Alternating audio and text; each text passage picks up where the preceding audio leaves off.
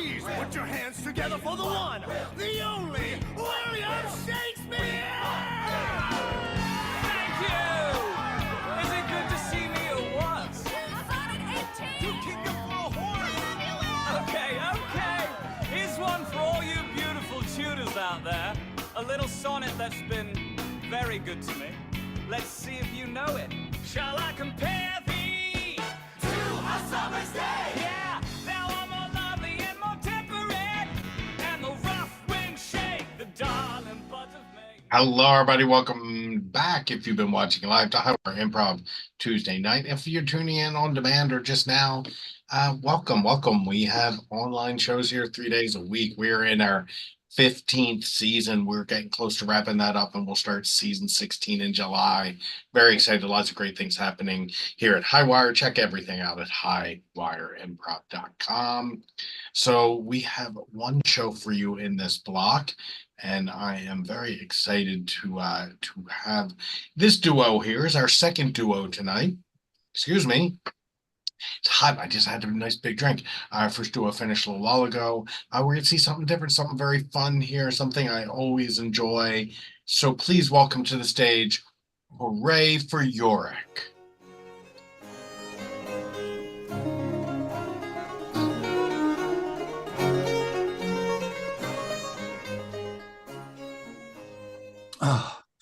Thank you for that introduction, Highwire Improv. Yay! We be Hooray for Yorick in combination, but individually over there be my favored player, Jane. And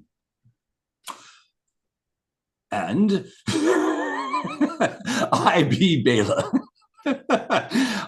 And together we have a third player that be with us in spirit, the great immortal bard himself, Shakespeare. If thou couldst not tell, we use him and we hope to use him well. But first, to get us started, from higher, we need but 2 words. Brian, if thou mightest, might we have a word starting with the letter V, please? Victim. Victim. Right off the top. Positive in every way. Beyond victim, then letter M, a word starting with that. Marriage. Oh, marriage. Oh, a terrible, horrible word, full of terror and horror for all. But victim and marriage. My partner, Jane, is taking these 2 words and trying to, in combination, in permutation, think of them, put them in the air, juggle them in some way without compare, and when her brain be done, there will be a title that hopefully will not be dumb. But she still thinks.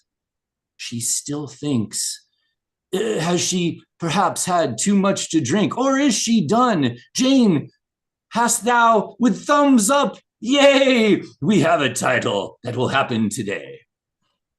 Aye, and that title be A Beautiful Victim of Marriage.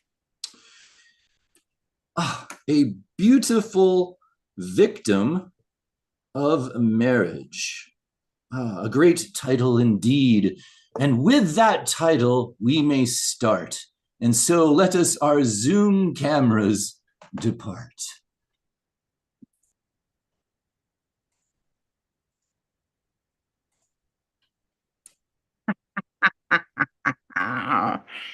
Here I be, Yorick, risen from the grave, come to see a modern dear Shakespeare knockoff of a play.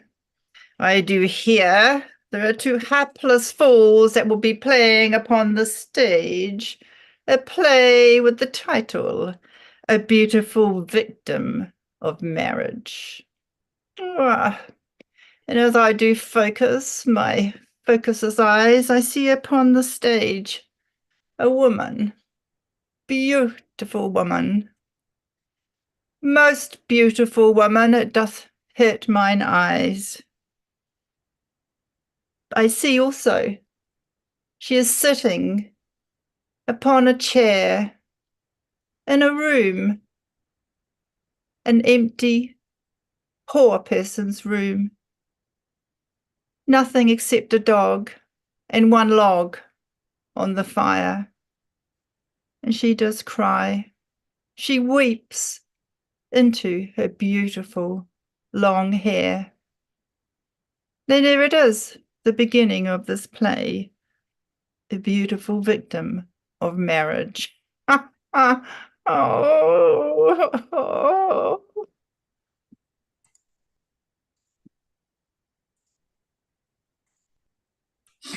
No. Oh, my log here be only there so I might throw it in the fire. Might I throw myself into the fire, for I am lost. I have lost all life desire, but there still be a friend. My dog will talk to me to no end. Oh, puppy, puppy, puppy, please. Talk to me, think beyond thy fleas. Oh, my most beautiful mistress, Victoria. Oh, it be cold in front of the fire. I do wish that thou wouldst bring more wood and lay it upon the fire to warm my cold and shaking bones. Oh, my puppy, thy sadness in a way makes me glad. For in my sadness, in contrast, I be less sad. For thou art clearly worse off than me. I be human, thou art a dog to be.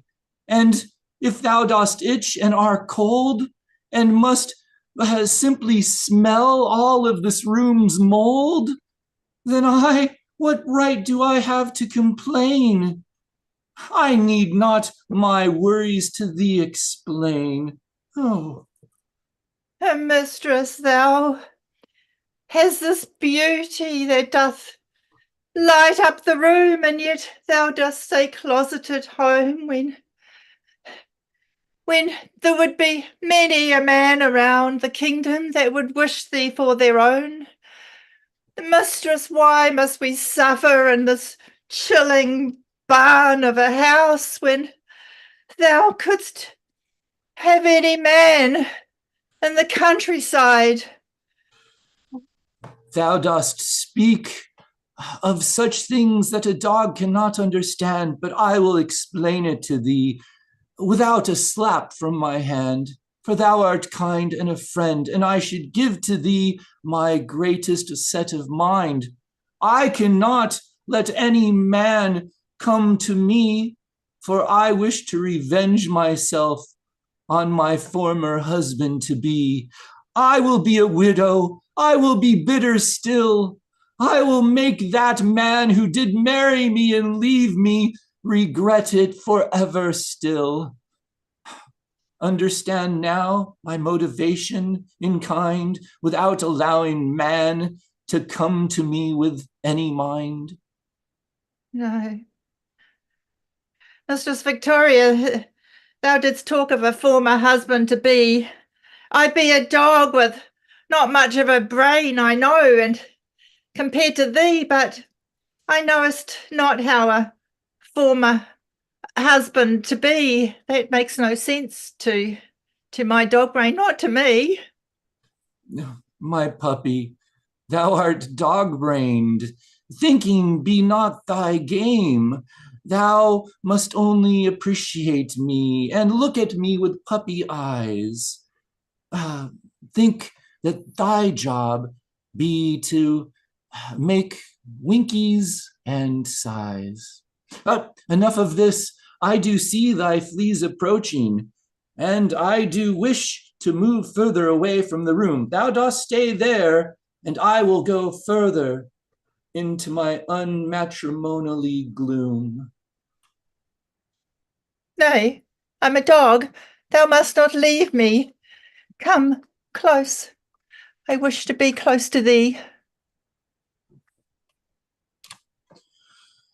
Oh, I do not wish to let any suitor approach me, and yet there be a man with mail coming, and I must not refuse an official government function. If the male wishes to come to me in the form of a man, I must allow, without a great amount of unction. Please, mailman, approach and let me know if there be any letters from my suitors that I might with fire set aglow.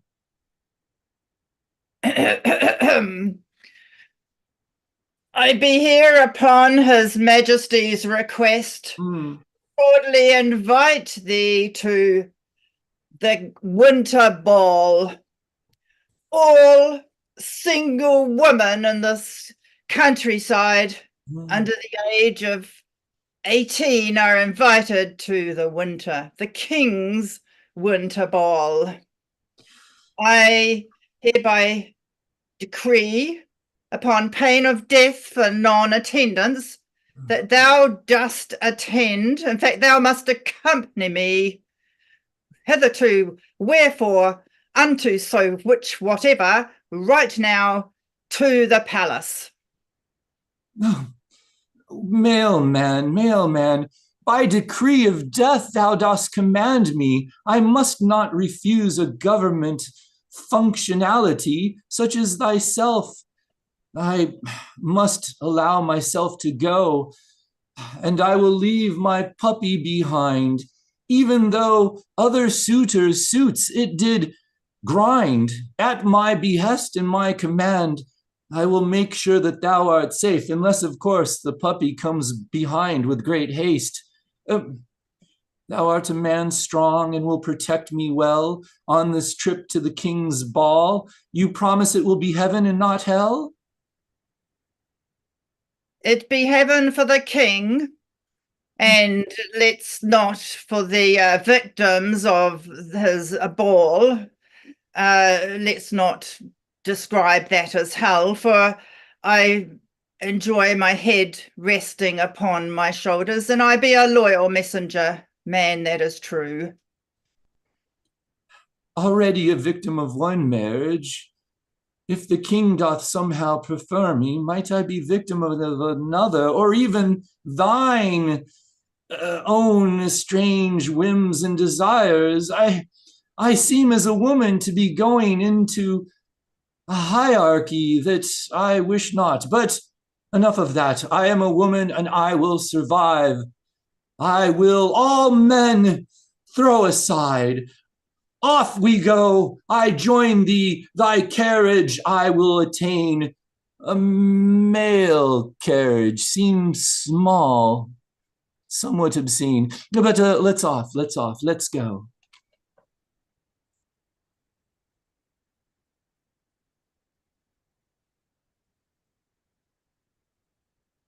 Ooh.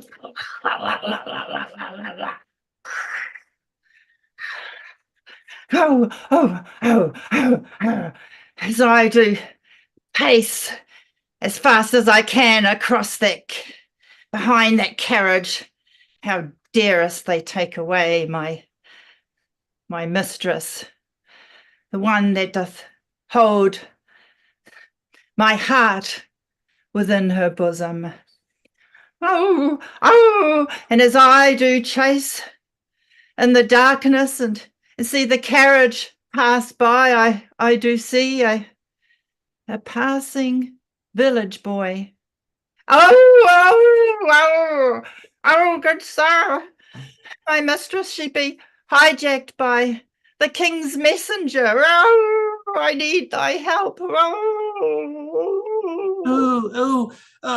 I be Timmy, and of help to no one. I be somewhat diminished and small as a boy. Thou didst call me sir, good puppy dog, but I be sir to no one. Thou dost ask my help, and it gives me great joy. I could talk thee all day and call thee good boy. Nay, Timmy, I see that thou art in the forest in the dark, gathering mushrooms, and a dog and I do have a nose for the supernatural. Thou needst not pretend to me no more. Thou dost have witch powers, I do know. Thou dost have a doggy smell, and smell beyond my Timmy exterior. I am a witch underneath a small boy, and my mushrooms are stronger than potions pure. So thou dost know, and I ask thee not to tell my secret. I be Timmy the witch. What dost thou wish, so that I might maintain thy silence? I wish a potion. Ah. And thou dost not need to go silent, for my story, I be a mangy dog, it is true, but in mine heart it does flare like something quite pure and true, and my love be the loyalest love of any man in this land, but I be a dog, and that is a bit of a detriment in the position that I am. So I do ask, I know that it be true that such a thing doth exist, a potion that would turn me into a living, breathing man. And I need that like the back of my hand. I'm sure you understand. And if thou dost not, then I fear my hungry wolf inside of me will be let loose and will be forced to grab thee by the throat from the skin around thy neck that is most loose. Nay. I beg of thee, do not bite, for I have already experienced of thy fleas, and they are bite enough. I wish to somewhat get away from thee, and my secrets to keep, so thou dost not need to continue to threaten me. Thou art most threatening indeed. For just a puppy, thou art quite strong. But thou art not wrong. As a man, thou canst do much. Art thou sure, though? Thou turnest into a man this day. I can never turn thee back. Dost thou have such a lack? To be a puppy, to be a dog, to be so great, being warmly fed by humans, having bones to chew on. It would be much better to be a doggy than be a pathetic man human. Dost thou really wish this all? Oh! All right. Okay. You don't even need to drink this potion. I merely throw the potion upon thee. Change. I do say to thee. And now, with a bit of a flourish, a few magic words, abracadabra, conjurish, thou art now a man, and doggy thou art not. I hope thou dost enjoy, for thou hast no other manner. Now enjoy out of thy nose the coming manly snot.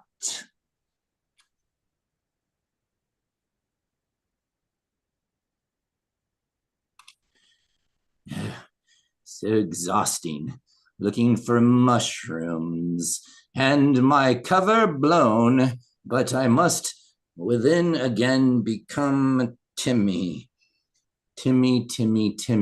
and thereby comes a carriage, a mail, perhaps on the way to the castle. I will try to sell my mushrooms to what looks to be a mailman. Mailman,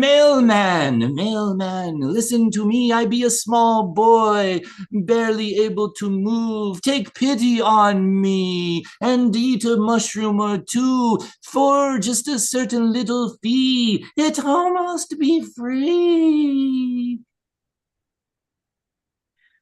Peasant, give me thy lotion so we might pass. Here be a couple of pence, and we wish to go past. I carry in the carriage the most beautiful woman in the world off to the winter ball, in case you heard. Thou dost exaggerate, I am sure. The most beautiful woman, that be in every other land, it be in every man's hand. If thou dost speak true, open this window and let me see through, and I will be a judge of what beautiful woman be, although I do be just a small boy named Timmy. But appropriate be, show me the beautiful woman I wish to see. I'm afraid the king would not be pleased, for she is one of many with which he has asked me to seize. Thou must keep thy prying eyes on the mushrooms and the things that do grow in this forest. Please, let me go past. Thou didst say no to me when I did freely give thee a request. Thou dost not know the power that be at little Timmy's behest. I do throw a mushroom at thee. I throw another mushroom at thee. Thou shalt find these mushrooms do bloom with air that will make thee swoon. And I will my powers take over thy mind, make thee open the freaking window. I wish to look behind. Make way, we wish not to squidge you under the carriage wheels. It doth make a terrible job for the servants to clean. This way, say me no more. It makes me so mad. I used my best potion earlier this day. With great power, I turned a dog into a man, and now my mushrooms that do fly from my hand have no effect. Oh, I have used all my power. Timmy, this boy is so weak at this particular hour. I let thee pass. I let thee pass. And if this woman be beautiful, I do kick her in the pearly behind.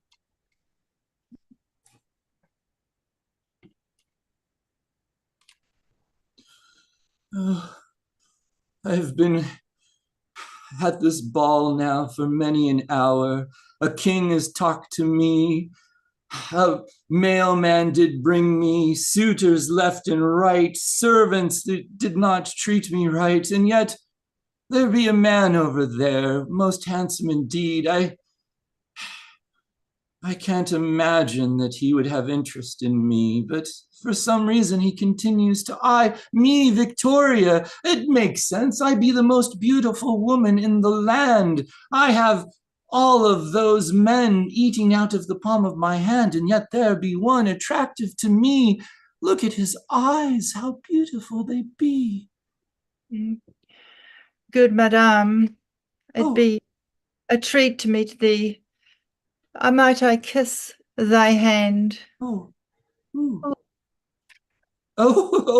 Please, good sir, good sir.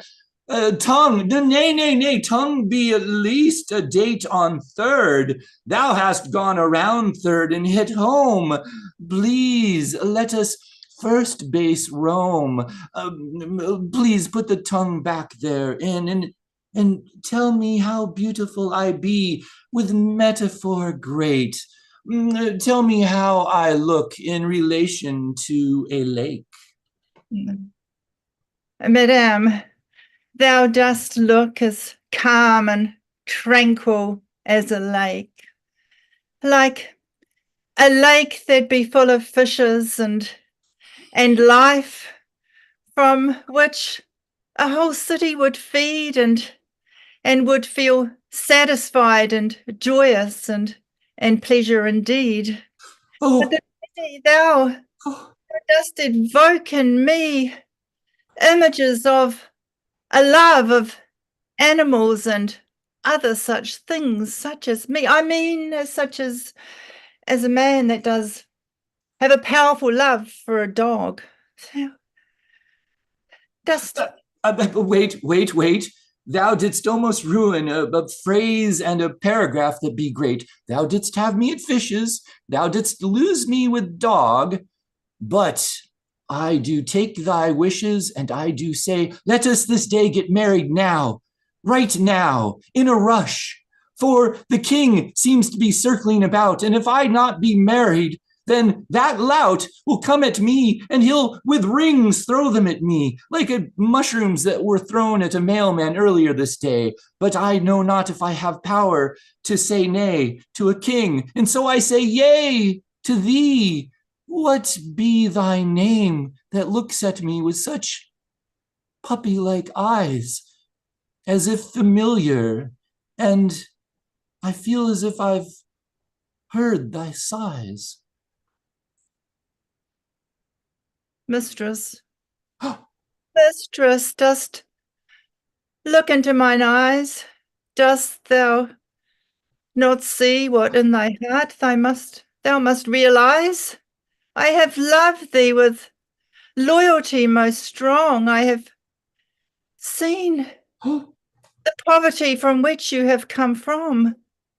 My good mistress, thou must have the sense not to marry me, but to marry the king, for he is rich, miles and miles beyond poverty.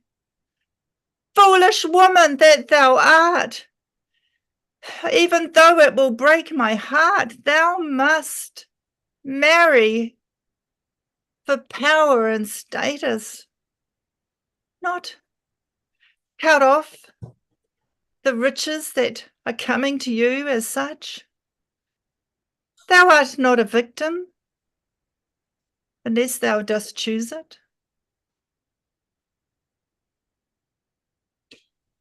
My heart says one thing, and I did choose with my heart once before, and a marriage that did go bad and turned me quite sore.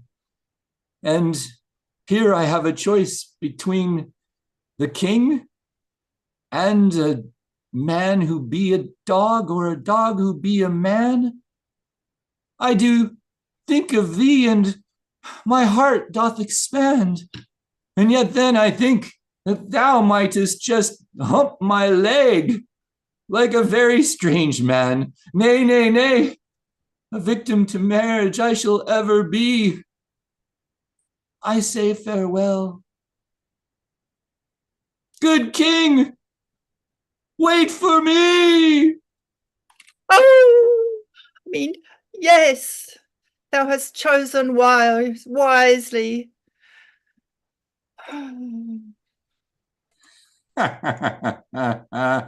Oh, I do love comedy that somehow turns to tragedy. That is when life is so much fun.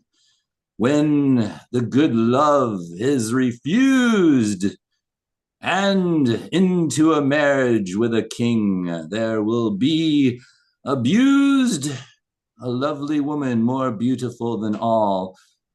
But unfortunately, even those who are beautiful can fall. And farther still than simply in a mailman's carriage. That poor woman, she be a beautiful victim of marriage. And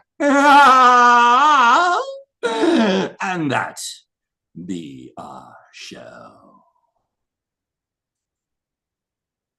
That was a cliffhanger. I didn't know what was going to happen there at the end. I was very excited. Thank you, Shane and Bela. Come on out. That was fantastic. Yes, always a treat. And like I said, I was on the edge of my seat there. What would the choice be? Thank you too for being here. Thank you, Bela and Taj, for being here earlier. Folks, we are off until Sunday. We got a lot. I think we have 2 hours of shows on Sunday. So big day. And we're going to wave and say goodbye.